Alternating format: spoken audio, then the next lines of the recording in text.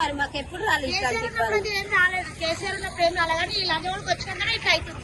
మరి ఎప్పుడు రాంది మరి ఇప్పుడు పుట్టి పెరిగింది ఇక్కడ మొత్తం మేము ఇక్కడ ఇప్పుడు వచ్చి పోరాడే చేస్తున్నాం. రేపటి నాడు మేము ఎట్లా బతకాలి, మా పిల్లలకు భవిష్యత్తు ఎట్లా?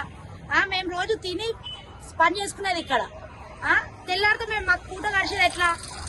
ఇట్లా మొత్తం అన్యాయంగా మొత్తం గులగొట్టేస్తుంటే మాకు ఎట్లా?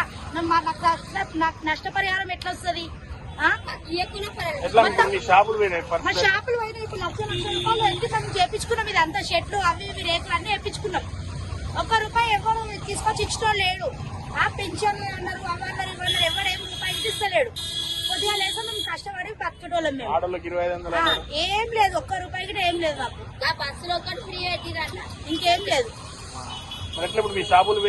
అదే అర్థమైతలేదు. మరి ఎవరిని పోయి అడగాలంటే అర్థమైతలేదు.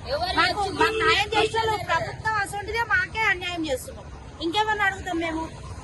కేసీఆర్ ఉన్నప్పుడైనా మంచిగా ఉండే. ఇంకా రేవంత్ రెడ్డి వచ్చినప్పటి నుంచి ఒక్కడికి ఏం మంచి కాలేదు. ఏం కాలేదు, అసలు ఏం కాలేదు. కేసీఆర్ ఉన్నప్పటి నుంచి అయితే ఏం కాలేదు. ఈ రేవంత్ రెడ్డి వచ్చినప్పటి నుంచి ఇట్లా చేస్తున్నాం. అంటే లేని వాళ్ళు బతకొద్దు, ఉన్నోళ్ళే బతకాలనేది వాళ్ళ కాన్సెప్ట్ మొత్తం. అట్లా ఉంది వాళ్ళది. ఉన్నోడే బతకాలి. మడగలలో ఉన్నోళ్ళు బిల్డింగ్లు ఉన్న వాళ్ళకే డబుల్ బెడ్రూమ్లు ఇచ్చారు.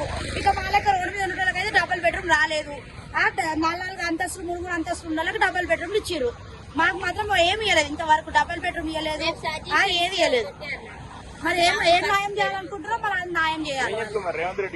ఏం చెప్తాం? ఇక మాకు ఇక గులగొట్టిరు, మాకు న్యాయం కావాలి అంతే. అంతకుమించి ఇంకేం మేము మాట్లాడేది ఏం లేదు.